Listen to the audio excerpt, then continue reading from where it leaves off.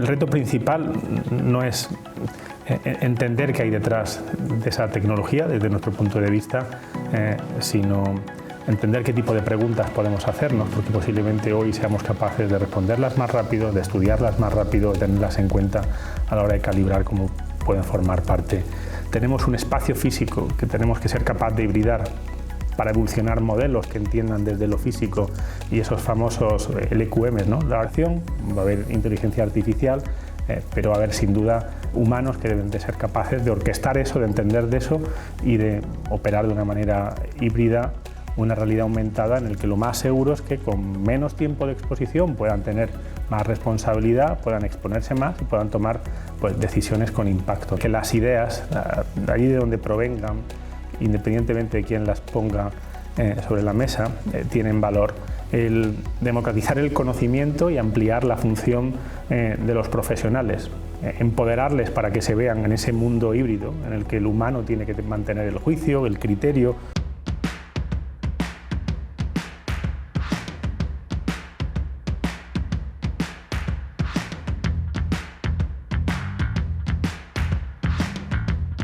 Bienvenida, bienvenido a este nuevo episodio de Café entre Caminos. Yo soy Ignacio González Tejada y para mí es un honor entrevistar hoy a Dimitris Bontolos, Chief Information and Innovation Officer en Ferrovial.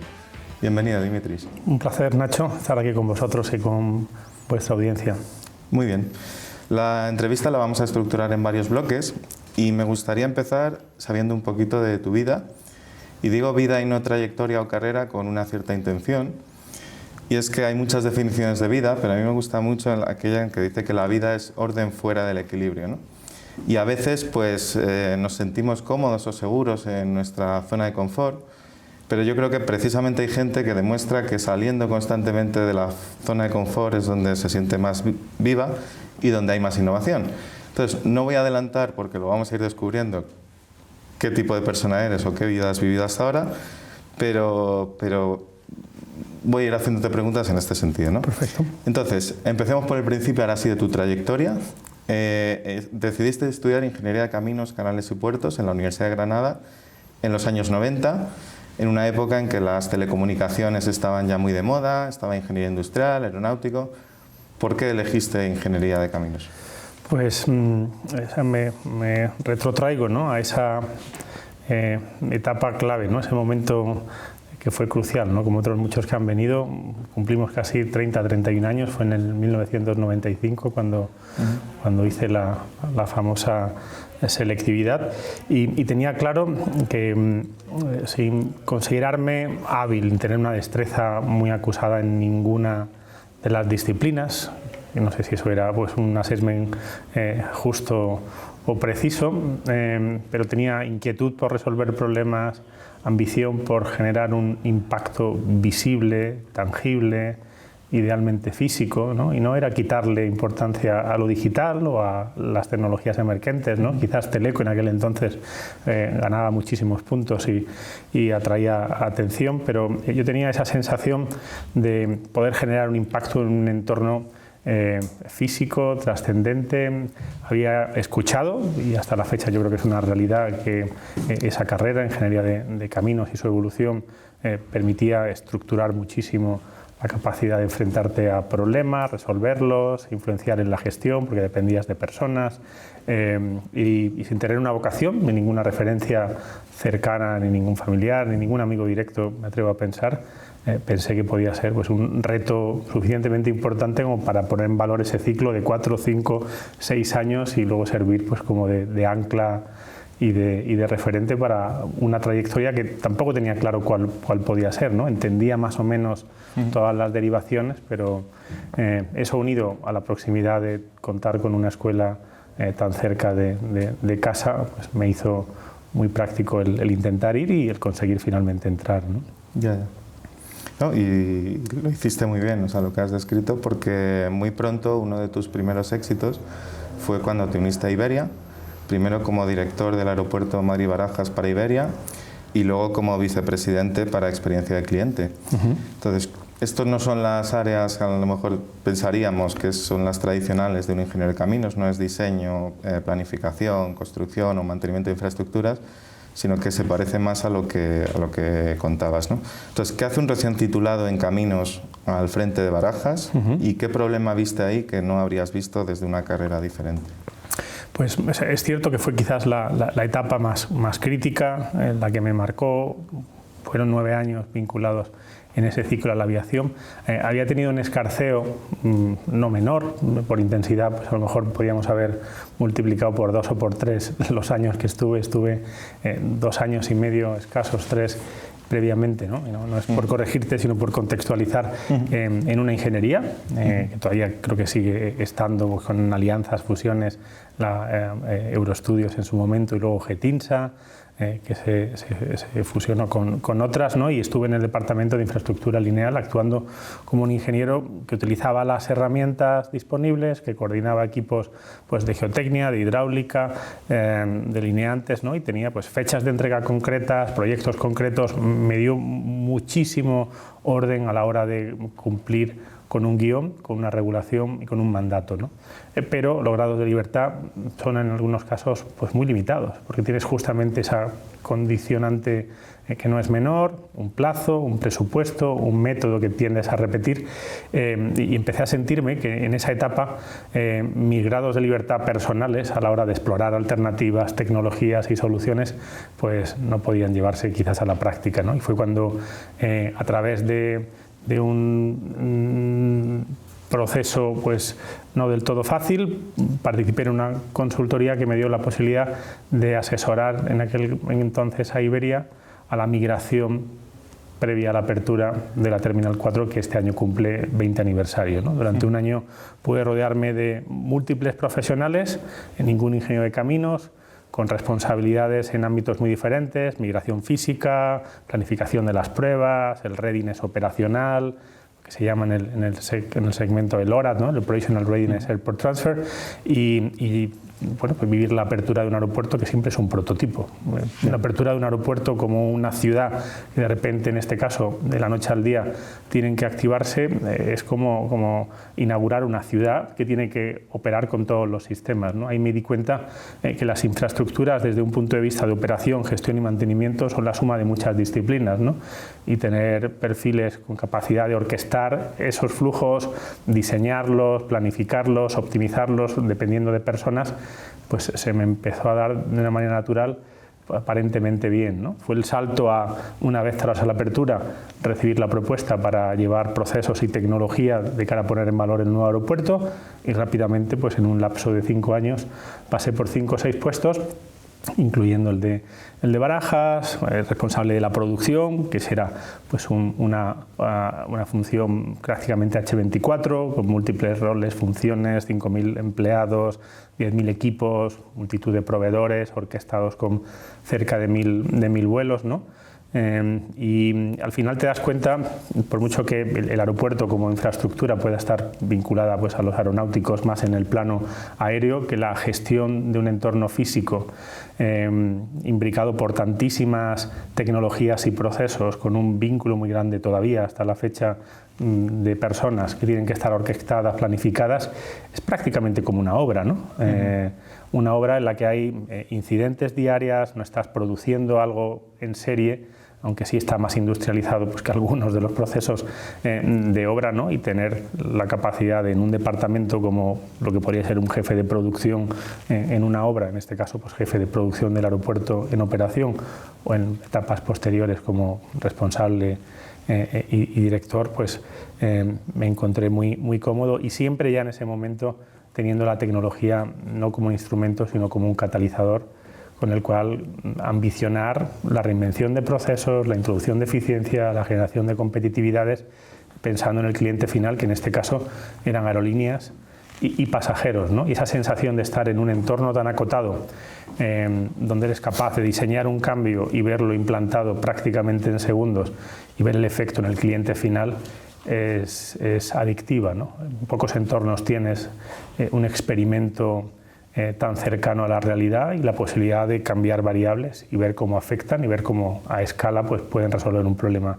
estructural del aeropuerto. Si lo ambicionas y el aeropuerto es suficientemente representativo, puedes incluso abordar cambios sectoriales, algunos hicimos y hasta la fecha, ¿no? ¿Y se podría decir que es aquí donde nace tu obsesión o tu interés por la tecnología? Pues yo creo que de manera natural, en todas las etapas profesionales y académicas, desde los primeros cursos, yo comprendí que era un instrumento al servicio de amplificar, con los límites que la tecnología en aquel momento permitía, no con la IA de ahora, que quizás entraremos a lo largo de la conversación, aumentar la ambición, acelerar los ciclos, resolver los problemas, incorporar más variables, ¿no? Y esos grados de libertad que habitualmente, motivados por la curiosidad, me surgían a la hora de poner en práctica cualquier cosa, pues podían convertirse en una realidad, ¿no? Eso desde la propia carrera, desde el proyecto fin de carrera, desde mis primeras incursiones en la ingeniería, utilizando herramientas de simulación de tráfico, o simulando pues los efectos de la visibilidad en un entorno 3D con un incipiente Google Maps para poder mejorar el trazado. Cuando entré en la ingeniería o en los procesos aeroportuarios, pues dándome cuenta que era vital poder planificar, simular, optimizar, digitalizar para poder hacer a otra escala cosas que tuvieran consistencia y que tuvieran además la capacidad de apoyarse en datos para tomar decisiones más informadas, ¿no? Y esa conclusión ha sido, es, y entiendo que ya poco podré desprenderme de ella, un denominador común, ¿no? No viví la tecnología desde el comienzo como un prescriptor técnico, la viví como un usuario ansioso de incorporarla y curioso por entender cuáles eran las claves, ¿no? Y eso me obligó cada vez más pues, a entender cuáles eran los factores limitantes, cómo se escalaba, cómo tenía que prescribirse, cómo tenía que regularse, cuáles eran las alternativas. No ambicionaba a conocer el detalle del flujo de los bits, ni a ser experto en programación a un nivel en el que pudiera dedicarme a ello. Siempre con un rol en el que evolucionaba hacia gestor, me obligaba a tener una visión panorámica de cuáles eran esos instrumentos y esas herramientas, como un plano paralelo a otras herramientas que en la ingeniería civil o de caminos habíamos venido utilizando hasta la fecha, ¿no? Para mí era casi la primera opción, ¿no? Y bueno, pues durante los últimos 20 años ha ido a más hasta convertirse en el eje que hoy en mi función y en algunas previas pues, ha dado sentido a la responsabilidad mía y de los equipos, pues ya con una capacidad no solamente de uso, sino de prescripción, de diseño, de modelado, de definición estratégica de qué opciones hay y cómo las vamos a integrar y cómo las vamos a convertir en ventajas estructurales, ¿no? Muy bien, vamos a seguir repasando porque no te quedaste ahí. Después fuiste a LATAM Airlines como Chief Digital Officer y en ese momento también asesorabas al Chief Innovation Officer de la NASA en Houston y al equipo de Travel, Transportation and Logistics en McKinsey. Experiencias muy interesantes. Si tuvieras que elegir una sola lección de cada una de ellas, ¿cuál crees que compartirías? Pues son muy diferentes. Me he movido tradicionalmente en la intersección de tres planos durante estos últimos 20 años. La consultoría, en tecnología, en transformación, en experiencia de cliente, la emprendeduría, el emprendimiento, el lanzamiento de startups típicamente en el segmento Deep Tech, tecnología puesta al servicio de drones, realidad inmersiva, sector espacio y luego pues, grandes corporaciones que estaban viviendo la necesidad de acelerar, transformar o inyectar cambios a escala a través de la tecnología, ¿no? En este tridente, cada uno de esos ejemplos que has puesto pues han sido muy importantes, ¿no? O sea, en la etapa de LATAM, que en aquel entonces estaba viviendo una fusión, hoy es sin lugar a dudas la aerolínea más grande de un continente, muchísimo más grande que las que tenemos como referentes cercanos en España, cerca de 500 aviones, 35 o más millones en su plan de fidelización. El reto era fusionar dos entes, LAM y TAM, convertirse en el mayor retailer digital de Latinoamérica, con unas cifras abrumadoras. Podía haber momentos que teníamos 500.000 clientes conectados a la web, era una web que transaccionaba a escala, ¿no? Y el orquestar un workshop de productos digitales con esa responsabilidad tan importante en el P&L, con un equipo Agile distribuido en 10 países, con squads de desarrollo con 400 productos digitales, pues representó el reto de cómo convertir lo que a pequeña escala eres capaz de gestionar en un modelo, utilizando metodologías y un framework bastante bien engrasado, pues de producción a escala de productos digitales, ¿no? Y esa etapa, la verdad que la disfruté muchísimo, con equipos distribuidos pues en múltiples países y también gestionando esa diversidad, ¿no? Teníamos colombianos, brasileiros, ecuatorianos, argentinos, chilenos, operando de manera síncrona en un mundo pues digital pre-COVID, ¿no?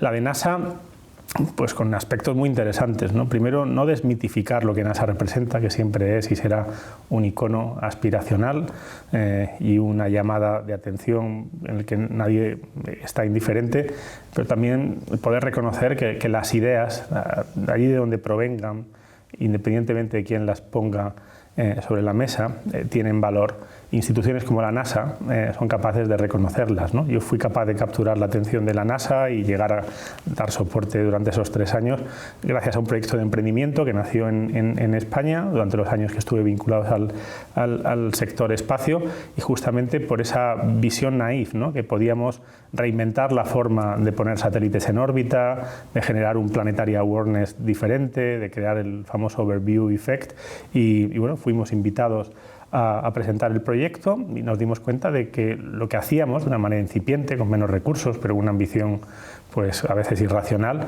estaba a la altura de proyectos que también en NASA se estaban ideando, ¿no? Y sentirte de una manera casi autoinvitada parte de un club rodeado de astronautas y a partir de ahí iniciar 3 años de colaboración fue intelectualmente retador. La recompensa también, ¿no? De poder entender de esos profesionales, de poder bueno, pues preservar esos valores hasta la fecha ha sido muy interesante, ¿no? La de McKinsey fue completamente diferente, ¿no? Una consultoría de alto rendimiento, con unos profesionales igualmente pues diferenciales, ¿no? En lo que cada uno puede aportar con sus skills y capacidades, con un método muy riguroso, muy data-driven, obviamente la estrategia, el framework, el big picture siempre presente, ¿no? Y ser capaz durante 3 años de dar soporte en proyectos de transformación de manera global, pues desde Japón hasta Vancouver, desde Argentina a China, saltando en proyectos en los que tenían retos, tenían pues que definir estrategias, ¿no? E intentar contribuir con, pues en aquel entonces, mis 10-12 años de experiencia fue muy enriquecedor, ¿no? Yo quiero pensar que les aporté a algunos de los clientes, estoy convencido que lo que ellos también me aportaron fue muy valioso, ¿no? Porque tener que hacer una inmersión acelerada en el contexto de una realidad tan diferente a la tuya, comprender al máximo todas las variables e intentar no aplicar clichés, sino definir frameworks que pueden adaptarse a esa realidad y que pueden estar basados en lecciones aprendidas o en dinámicas que no prescriban una receta, ¿no? Sino que den un camino para que la receta puedan luego pues, ejecutarla y que eso sea cuantificado y que sea algo que pueda medirse y que tenga impacto, pues se convirtió en un reto intelectual, sobre todo porque cada semana estabas cambiando de contexto, de realidad, de objetivo y lo disfruté enormemente, ¿no? Entonces, la retroalimentación de esas etapas también quiero pensar que era una obligación, ¿no? Cómo sacar partido a cada una de esas experiencias, incorporarlas pues en la versión que cada uno somos, ¿no? Y seguir reinventándote y creciéndote en cada una de ellas, pero a su vez pues no verlas como elementos disconexos, ¿no? Había cierta complementariedad porque en todas ellas, en cierto modo, pude retroalimentar lecciones aprendidas o capacidades a aplicar en otras, ¿no? Muy bien, vamos ahora al segundo bloque, a explorar esa faceta emprendedora de la que has hablado. Y a mí me vino a la mente cuando leía un poco tu trayectoria, hemos hablado mucho de aviones, has estado muy vinculado a los aviones. La palabra avión se la debemos a un inventor francés, que era Clement Ader, que era un tipo muy curioso porque él era ingeniero mecánico, hizo muchos inventos, emprendió, montó empresas y inventó unos aparatos que no volaron mucho, pero que al menos dejaron la palabra avión. Y yo empaticé mucho con él, una cosa que me hizo gracia, que es que él trabajaba construyendo ferrocarriles. Estamos hablando segunda mitad del siglo XIX, debía ser un momento fascinante para la historia del ferrocarril. Bueno, yo creo que lo es siempre, pero en aquel momento también, pero el hombre no le valía, el hombre quería volar cuando nadie volaba, ¿no? Entonces tú estabas trabajando con aviones y estabas pensando en ir al espacio, porque tus aventuras emprendedoras, tenemos una startup que es Zero to Infinity, que es para enviar carga útil al espacio con globos estratosféricos, Blue South, que es el uso de drones, Illusion Box, realidad virtual, y una que tiene más que ver con las personas, que es Good Job, ¿no? Entonces, cuéntanos qué veías en común, aunque algo ya has apuntado, pero en 4 aventuras emprendedoras tan... Pues es curioso, ¿no? Porque creo que el denominador común siempre es bueno, cuando uno pasa determinados ciclos con perspectiva, buscar la línea que conecta las decisiones que has tomado, ¿no? Para ver si realmente hay una lógica, una narrativa o una senda con cierto sentido, ¿no? Yo, cuando lo miras con perspectiva, dices, empecé diseñando infraestructuras terrestres, autopistas, pasé pues, a gobernar de algún modo la influencia de cómo los aviones operan a escala, y salté en una de estas etapas de emprendimiento pues a drones que están ahí en un entorno pues, quizás un poco indefinido en aquel entonces, y luego el espacio cercano o las órbitas bajas que ahora están más de moda que nunca, ¿no? Eran problemas similares, en alturas de vuelo diferentes, con condiciones de contorno diferentes y con retos en los que las tecnologías que habilitaban poder convertirlo en un negocio estaban maduras o existían algunas incipientes, ¿no? Entonces, para mí el moverme en diferentes alturas de vuelo, hoy es una realidad, quizás lo miraremos al final, ¿no? Me permite estar en Ferrovial, que tenemos múltiples proyectos a diferentes alturas, fue un proceso pues quizás evolutivo, ¿no? Que abordaba con la inquietud de decir, es una etapa más de progresión, reduciéndola a una variable en la que voy ganando altura, pero el contexto es similar, ¿no? Es cierto que es una simplificación pues, muy amplia, ¿no? Porque cuando te das cuenta la herencia, la inercia, los condicionantes, las tecnologías y cómo abordar los retos, te das cuenta que tienes que empezar de cero, ¿no? Aplicas un toolkit, pero no es válido, ¿no? Y ese concepto, cuando hablaba de los tres, ¿no? de Blue South, de la parte de Zero to Infinity y sobre todo también pues, de todo lo que rodeaba a la realidad inmersiva durante esos años, eran tecnologías que estaban dentro de lo que se denominaba Deep Tech, era como incorporar tecnologías avanzadas en procesos que todavía no hayan sido capaces de incorporarlas pues, de una manera práctica, ¿no? De una manera productiva. Yo creo que había un denominador común, ¿no? Que era justamente el reto de transformar a escala un negocio, un proceso, un producto, una aproximación a un problema utilizando la tecnología, ¿no? O sea, democratizar el acceso al espacio para que en teoría poner en órbita con las ventajas que tiene, y lo podemos ver con Starlink, fuera una realidad, era el reto, ¿no? El ser capaces de utilizar los drones para múltiples usos, convirtiéndolos en lo que hoy son, un arma defensiva y ofensiva, pero también un arma que nos da un situational awareness en tiempo real, pues hace 12 o 13 años no era tan evidente, ¿no? O tener una visión inmersiva en la que poder simular o proyectarte dentro de un entorno tridimensional tiene unas ventajas que no son solamente lúdicas y que incluso pues, en nuestro sector podemos ya hoy convertir en una necesidad para reducir el riesgo ante la implantación de cualquier infraestructura, ¿no? En aquel entonces la inquietud por sacar el máximo partido a esas tecnologías y la convicción de que podían transformar sectores, productos o habilitar nuevas oportunidades de negocio era muy grande, ¿no? Entonces pues salté de lleno cada vez que había proyectos que merecían la pena, en el que más involucración tuve y más exposición y más empeño fue el espacial. Fueron 3 años dedicados de mi vida, recorriendo el mundo, vendiendo la propuesta de valor, mientras ejecutábamos prototipos, levantando capital, desarrollando tecnología propia, retando el status quo. Hoy puede ser más entendible, ¿no? Hace 12 o 13 años que unos chavales relativamente de 30 y pocos años intentaran convertir desde España un nuevo transporte en una realidad, pues, retando a la supremacía americana o rusa en ese momento, o japonesa o china, parecía irreverente, ¿no? Y muy orgulloso pues, de quizás no haberlo conseguido en un sentido amplio, pero haber dejado pues, una marca en ese sector, unas evidencias, nada más que mirar durante unos años que en determinados rankings aparecíamos junto a Blue Origin o SpaceX, es algo que hoy sobrecoge, ¿no? Ver cómo cerrabas acuerdos y contratos con JPL de NASA o cómo te llamaban desde SpaceX para convertirte en potencial proveedor, participar en tenders con compañías masivas, ¿no? O grabar el primer vídeo 360 del borde del espacio y cedérselo a National Geographic y ser el primero que se publicaba en YouTube 360 desde el borde del espacio, con la complejidad que representaba eso, a 100.000 pies, prácticamente a 60 grados bajo cero, y ver cómo había millones de visitas, ¿no? Que en realidad era sinónimo de millones de personas conectadas con algo que no estaba accesible, ¿no? Y era esa visión del espacio cercano como un entorno o un marketplace en el que desarrollar productos, ¿no? Y hoy pues, es una realidad. Desde observación terrestre hasta comunicaciones se ha convertido en la corona que por extensión nos está habilitando pues, muchas de las cosas que incluso en la ingeniería civil y en las infraestructuras se están permitiendo que sean infraestructuras inteligentes, conectadas y mucho más resilientes, ¿no? Wow.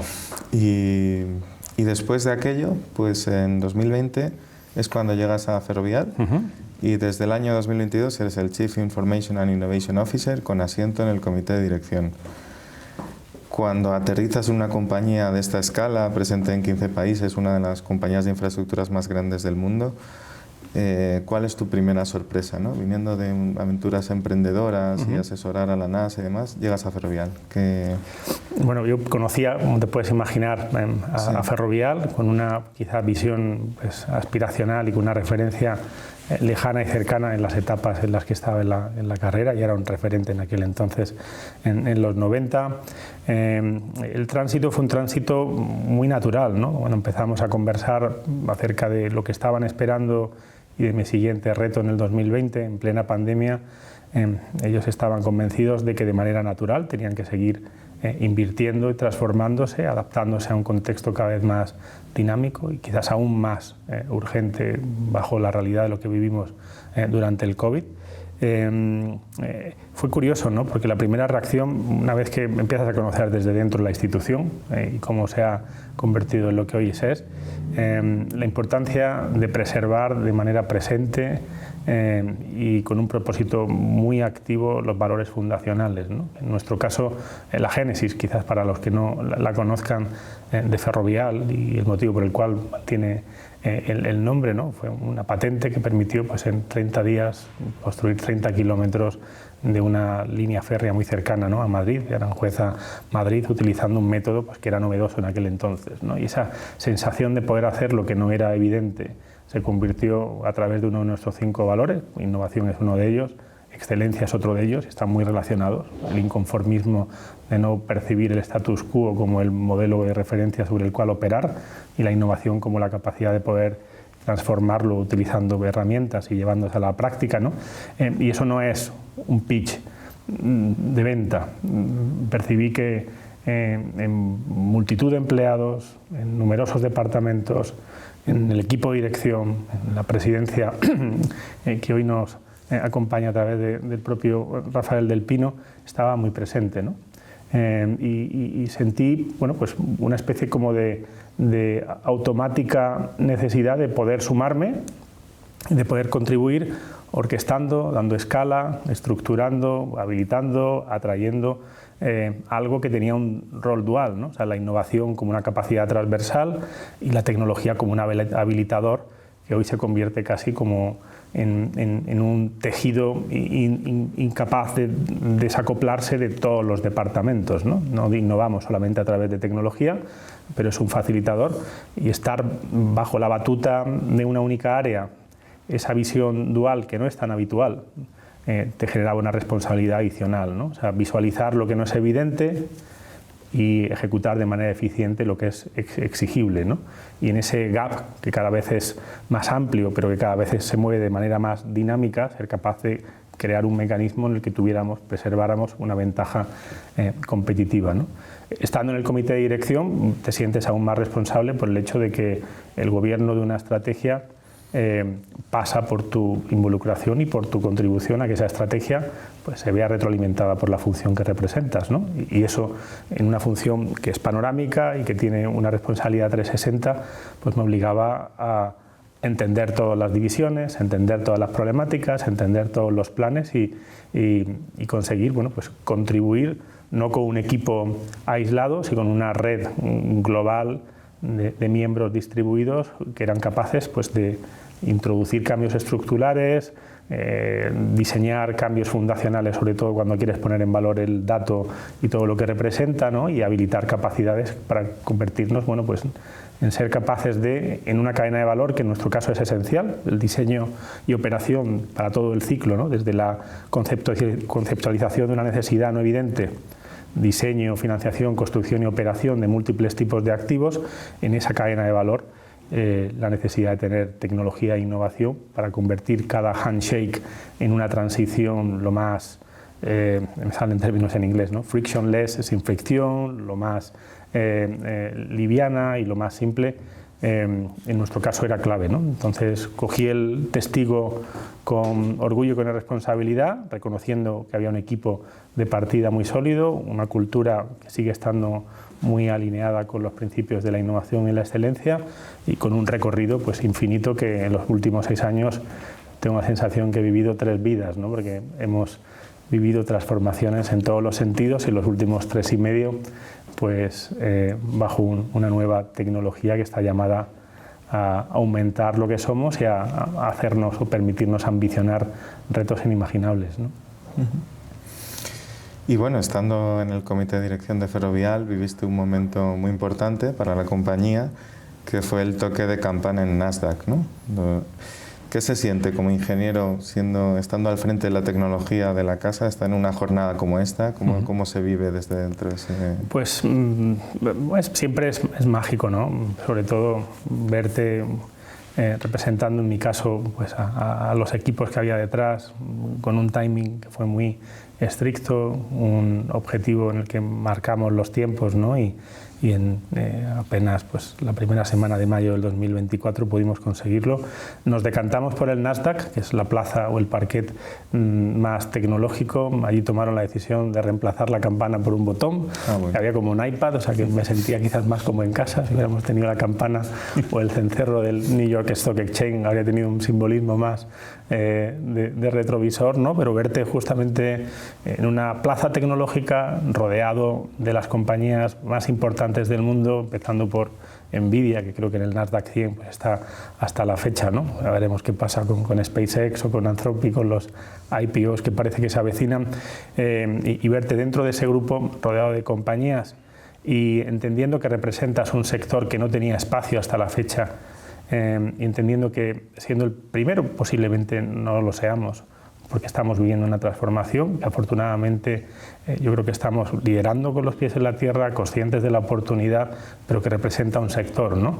Bueno, pues fue un momento muy ilusionante, no fue el fin de un camino, no fue el llegar a la cima de ningún monte, ¿no? Pero era un objetivo obviamente aspiracional por lo que representaba, ¿no? Mis equipos allí donde estaban pues también ilusionados, ¿no? Por visualizar ese momento y también por trasladar el mensaje al ecosistema, ¿no? De cuando te pones proyectos en los que dependes de centenares de personas con objetivos claros y los ambicionas con un propósito pues que tiene trazabilidad y motivos pues realmente loables, se pueden conseguir, ¿no? Pero como te digo, no fue ni el principio ni el final, lo único que nos trasladó es mayor responsabilidad, ¿no?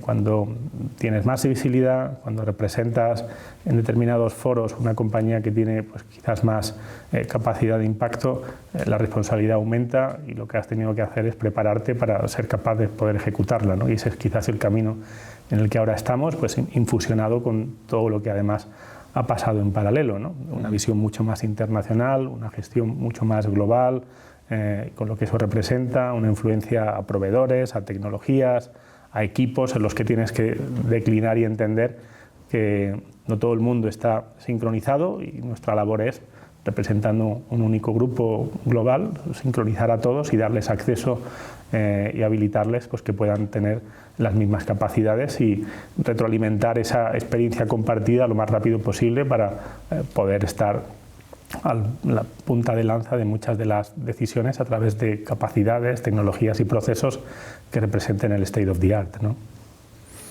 Muy bien, pues si te parece vamos a empezar un nuevo bloque hablando de algo que a vosotros y a vuestros compañeros de Nasdaq seguro que os interesa mucho, que es la gran revolución que estamos viviendo hoy en día con los modelos data-driven y la inteligencia artificial, ¿no? Tenemos más datos que nunca, más capacidad de computación que nunca. Como confluyen estos dos factores, además desarrollamos mejores modelos de datos y yo creo que todos estamos viviendo que nuestros modelos de base física, que en todas las ingenierías, pero en la ingeniería civil hemos estado más de 200 años, desde el modelo de la catenaria hasta elementos finitos o dinámica de fluidos, siempre con elementos de base física, modelos de base física, y ahora tenemos los modelos de datos, que están cambiando el paradigma o están complementando. Entonces, tú estás viviendo esto desde Ferrovial, que es una de las compañías de infraestructuras más grandes del mundo. Yo te quería preguntar, ¿cómo se empieza a notar esta revolución de una manera tangible en vuestro día a día, en los productos que ofrecéis? Y, por ejemplo, pues no sé, decisiones que antes se tomaban con análisis, criterio, olfato, experiencia, y que ahora se empiecen a tomar basándose en datos, ¿no? Pues como lo vivimos, pues con una realidad frenética, una inmersión que afecta a toda la compañía y con la convicción de que estamos ante un punto de inflexión, no sectorial, no de nuestra empresa, sino a nivel de sociedad, ¿no? Y tenemos que estar a la altura por el efecto que podemos generar y las externalidades asociadas al mismo, ¿no? Desde múltiples factores, ¿no? O sea, impacto, crecimiento, competitividad, reducción de riesgo, eficiencia, siempre importantes en nuestro sector al servicio de activos públicos. Tú lo has dicho, ¿no? Es decir, se han vertebrado caminos que ya veíamos en avance, pero en un momento en el cual el cómputo, el acceso al dato y la aumentación cognitiva de procesos orquestados por entes autónomos están al servicio de los humanos, ¿no? El reto principal no es entender qué hay detrás de esa tecnología desde nuestro punto de vista, sino entender qué tipo de preguntas podemos hacernos, porque posiblemente hoy seamos capaces de responderlas más rápido, de estudiarlas más rápido, de tenerlas en cuenta a la hora de calibrar cómo pueden formar parte pues de ese final o de ese outcome, ¿no? Es cierto que la información pública digitalmente distribuida durante años ha llegado prácticamente a consumirse, y todos los modelos Frontier hoy tienen uno de los problemas, y es que no hay más datos disponibles en Internet para seguir entrenándolos. Empezamos a trabajar con modelos sintéticos para describir realidades que estén en casos extremos, ¿no? Pero los entornos físicos durante décadas, durante centenares de años, han estado representando una realidad que puede incorporarse a través de la evolución de esos modelos, justamente por traer de lo físico una capa que no se ha inyectado todavía en esos modelos, ¿no? Esos modelos viven por imitación, se reproducen por imitación y son capaces de darnos, pues en algunos casos, respuestas sorprendentes, ¿no? Ver cómo un modelo es capaz de generar un vídeo en el que se ve una cascada de agua, y cualquier persona que entienda cómo el agua se comporta lo ve y entiende que no hay ninguna disfunción de los modelos físicos que soportan la hidráulica de fluidos, pero el modelo no sabe cómo la hidráulica de fluidos se comporta, por lo tanto yo no puedo modelar lo que podría ser la versión reducida de un modelo de aliviadero de presa, que sería interesante, pues además de tenerlo en una piscina como tenemos en algunos de los centros, ¿no? Nosotros también, cómo podemos hibridarlo pues de una realidad en la que tengamos un modelo actualizado que es capaz de entender la física y es capaz de iterar esa física y de darnos pues nuevos perfiles con una aproximación diferente, ¿no? O sea, esa inquietud de decir, tenemos un espacio físico que tenemos que ser capaz de hibridar para evolucionar modelos que entiendan desde lo físico, y esos famosos LQMs, ¿no? Large Quantum Model, que entienden pues no a nivel atómico, no tenemos que estar así, a ese nivel, ¿no? No estamos trabajando como los departamentos de algunas compañías para entender a nivel atómico cómo las resonancias magnéticas pueden darnos una visión del cerebro a nivel de neurona, ¿no? Nuestra escala es una escala muchísimo más discreta, pero los modelos tienen que ser capaces de entender el comportamiento de esas ecuaciones y evolucionarlas, porque durante años han representado nuestra realidad, se han construido con base a modelos matemáticos que se apoyaban en entornos empíricos, y ese empirismo hoy podemos llevarlo al extremo con una capacidad de cálculo y de mutación infinita, ¿no? Esa es la visión más avanzada de cómo podemos enriquecer desde nuestra profesión justamente lo que los modelos han empezado a traer, ¿no? También la visión multimodal de una realidad en la que, cuando os comentaba cada 25 años, entender que generamos un impacto en el entorno físico, lo físico y es observable por vídeo, por audio, por imágenes, y que en esa visión tridimensional somos capaces de poder extraer conclusiones, poder analizarlas gracias a los nuevos LVMs. Hay un terreno y un recorrido súper interesante, ¿no?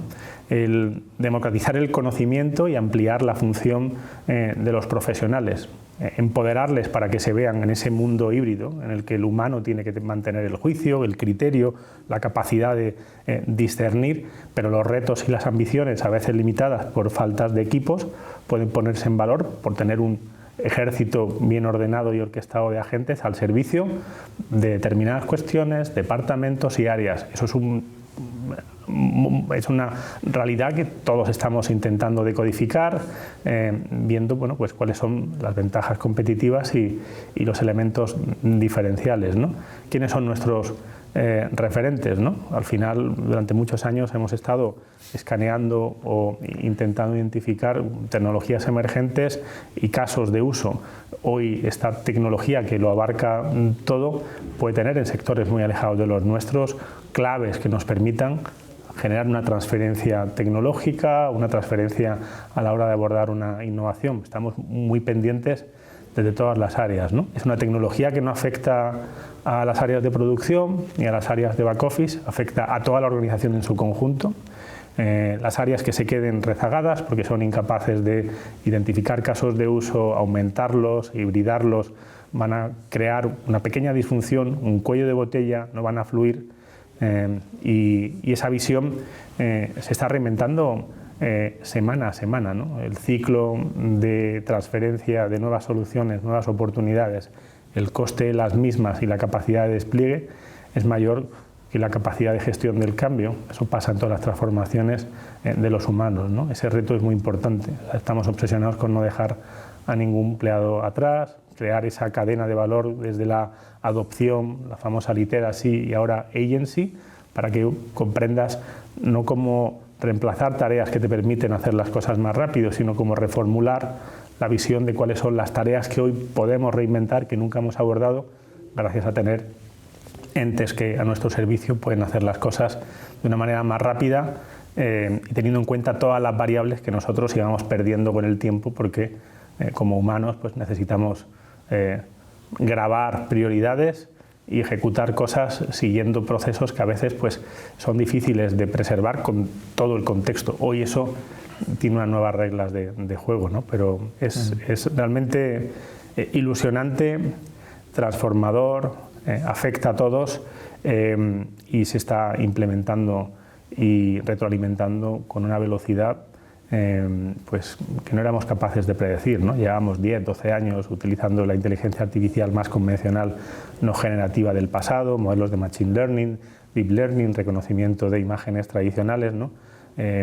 El ser capaz de abstraer el conocimiento, condensarlo, agregarlo y convertirlo en acciones supervisadas y cada vez más deterministas sobre problemas complejos en un entorno multimodal, que dicho así parece fácil, pero es realmente sorprendente, ¿no? Que estemos aquí. Hace 4 años estábamos en un modo transaccional preguntando y respondiendo, ¿no? Y sorprendiéndonos de ese hilo conductor, principalmente texto. Es una transformación como no hemos vivido quizás en nuestro sector, y como toda la sociedad y el resto de los sectores están intentando pues declinar y decodificar para ver cómo mejorar todos los vectores de impacto, ¿no?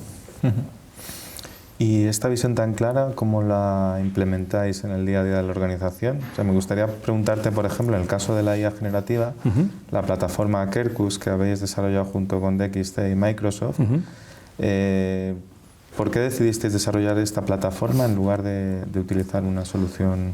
Pues bueno, a veces es una tentación muy unida a ese inconformismo a la hora de ver que hay respuestas que no podemos dar a problemáticas o oportunidades muy incipientes, ¿no? Es decir, somos una compañía que vive y que concibe la experimentación continua en el plano digital como una responsabilidad, o sea, de cara a tomar decisiones informadas y a entender cuáles son las opciones que hay.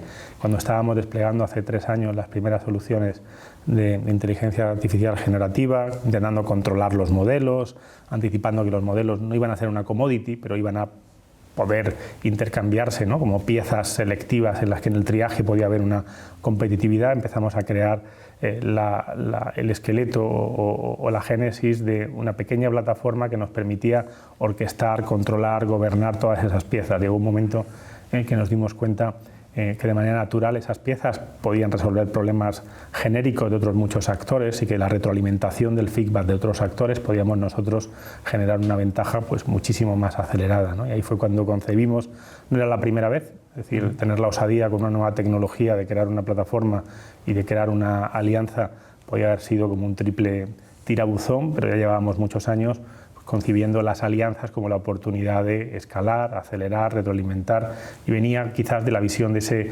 ecosistema abierto en el cual la afirmación o el statement de que la inteligencia o la capacidad de transformación está dentro pero también está fuera, tienes que ser permeable, que la teníamos súper integrada, pues nos hacía con una disposición a veces un poco ingenua o atrevida acercarnos al mercado, exponer qué teníamos, explorar pues, oportunidades win-win en las que poner en valor determinadas capacidades y encontrar alianzas que hoy son naturales, pero a lo mejor hace 3 años parecía poco intuitivo, ¿no?, que una compañía de nuestro sector creara un acuerdo con DXC, otra compañía gigante cotizada en bolsa en Estados Unidos, y se lanzaran a lo que hoy se llamó Kerbus en su primera evolución, hoy se llama AI Workbench, y ellos pues la distribuyen a clientes por todo el mundo y nosotros pues la usamos como el cliente cero o la génesis del código que ellos han evolucionado, multiplicado, ¿no?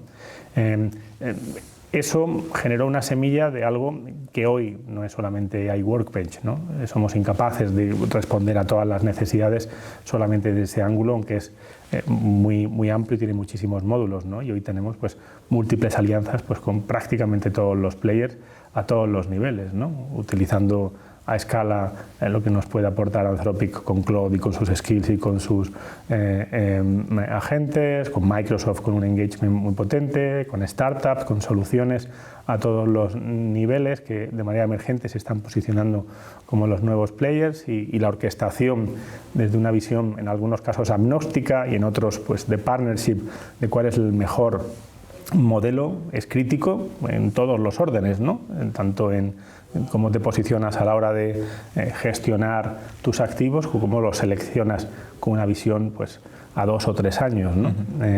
Y tener una capacidad de entender qué ofrece el ecosistema, posicionarte y declinar cuáles son tus necesidades hoy y anticipar las futuras y crear un match de manera competitiva, sabiendo que el mercado está pues, dinámicamente ofreciendo nuevas soluciones, no es trivial, ¿no? Eso para todos los sectores se está convirtiendo en un reto y en una ventaja competitiva si te sabes mover con cierta rapidez y encuentras tu camino, ¿no? Ya.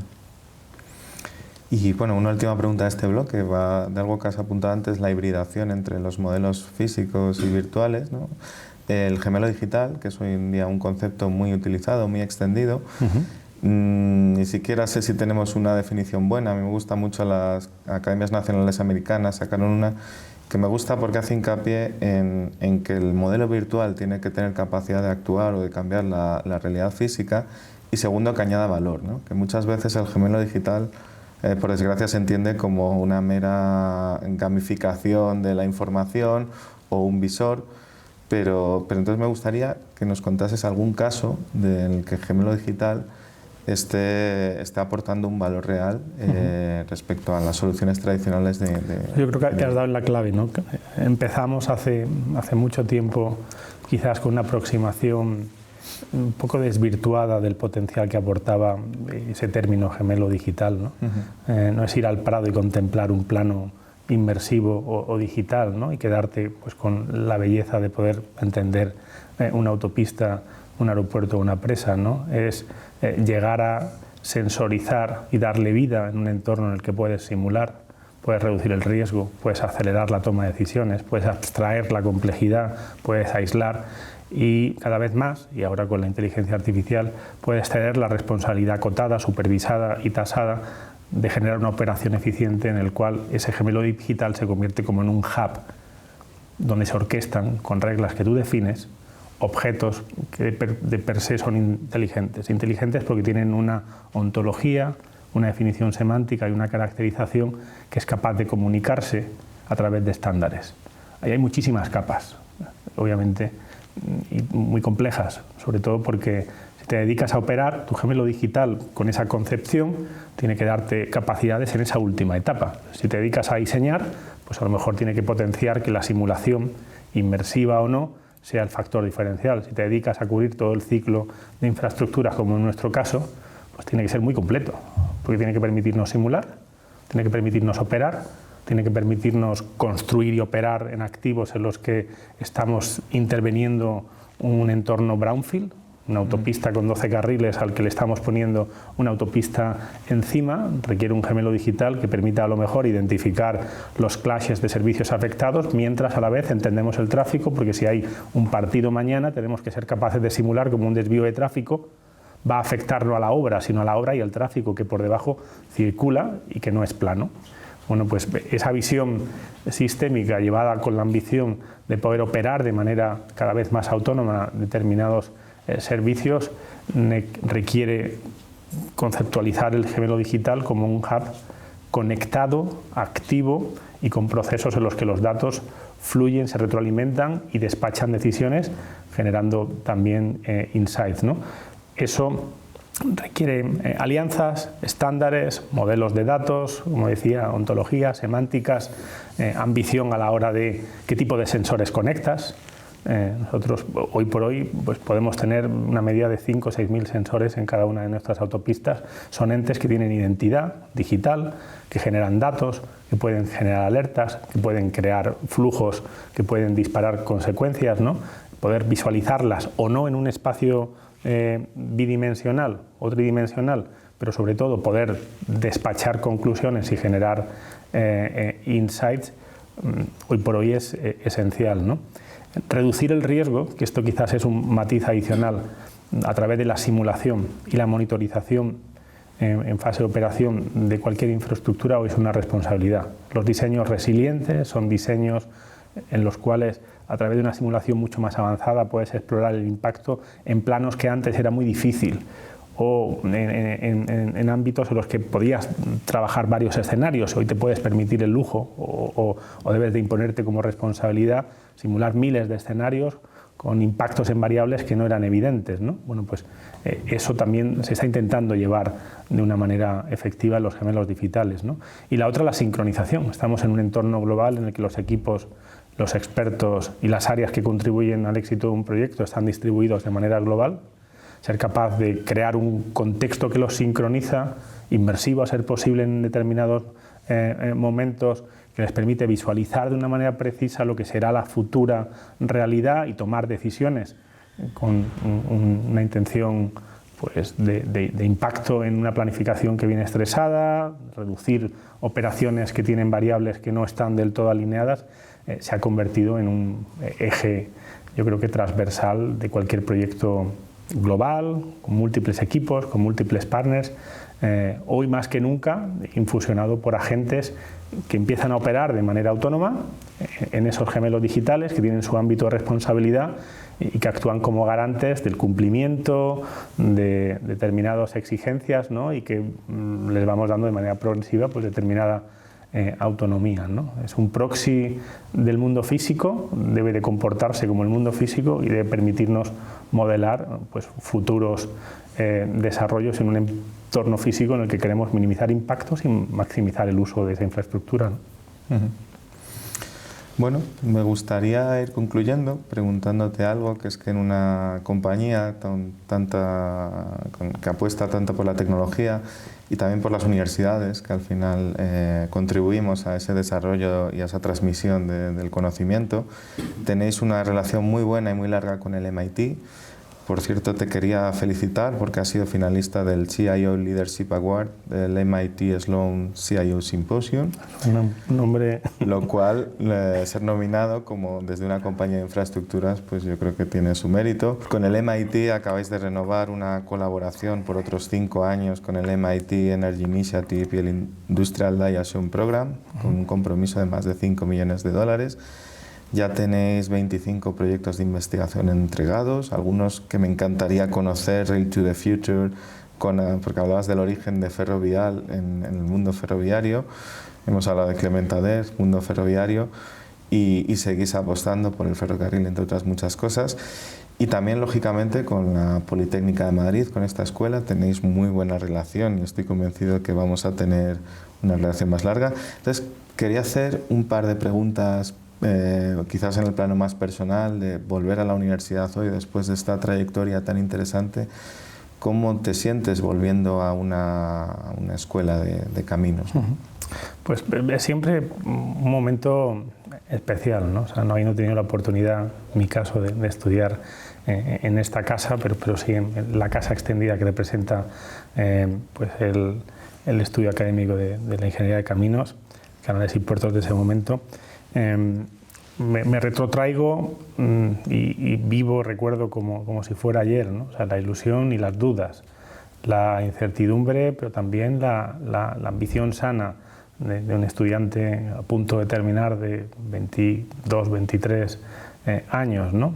Del que empezó pues también con 18, y veo por los pasillos caras similares, ¿no? En un contexto quizás más complejo, pero también en un contexto a su vez más fácil de cara a convertir oportunidades en realidad, ¿no? Porque el acceso a la información y a muchas de esas piezas clave que no teníamos hoy es una commodity, ¿no? Nuestro vínculo con las instituciones académicas es y será clave en nuestra estrategia de crecimiento, de formación y de construcción, no de un pipeline de proyectos, sino de un legado de profesionales que se incorporen a una casa, que vivan la cultura y que contribuyan, ¿no? Les pedimos ambición y nos acercamos a aquellas pues, escuelas y entornos en los que vemos un caldo de cultivo allí donde estén, en los que podemos pues, extraer research, pero también interactuar con los profesionales, ya sean investigadores o recién egresados, ¿no? Es cierto que por nuestra dependencia en Estados Unidos y nuestro vínculo cada vez más, tenemos relaciones varias pues, con múltiples universidades, no solamente el MIT, aunque el lazo con ellos es estrecho y profundo, pues con UT Texas, con Georgia Tech, con Chicago y con otras muchas, y vosotros de manera natural os convertís en esa puerta de conexión en la que los profesionales globales con una visión internacional pueden explorar justamente esas dos visiones del mundo, ¿no? La que desde España, y en este caso Madrid, te forma con una visión global y de la que, pues en algunos casos, a través de nosotros, puede permitirte explorar cómo operar en proyectos internacionales o colaborar con diferentes instituciones, ¿no? Eso queremos seguir desarrollándolo a escala, generando más alianzas si cabe, desarrollando pues, modelos en los que sea más fácil e incorporando pues, una nueva generación de profesionales cada vez más empoderados, más ubicados, ojalá desde mi propia convicción más tecnológicos y además con la hoja de ruta de sentirse más que nunca ubicados en un sector en el que tiene muchísimo que recorrer y el juicio, el criterio, las capacidades no necesariamente técnicas, pero que se forjan también después de entender el aspecto técnico de nuestra carrera, te pueden seguir posicionando pues como una pieza clave en una cadena de producción, una cadena de valor en la que va a haber automatización, va a haber inteligencia artificial, pero va a haber sin duda humanos que deben de ser capaces de orquestar eso, de entender de eso y de operar de una manera híbrida una realidad aumentada en el que lo más seguro es que con menos tiempo de exposición puedan tener más responsabilidad, puedan exponerse más y puedan tomar pues, decisiones con impacto, ¿no? Y visualizar en los chicos y en las chicas de hoy el testigo capaz de convertirse en el corto plazo en una realidad es ilusionante. Me encantaría volver a reinventar la oportunidad de empezar hoy, ¿no? Por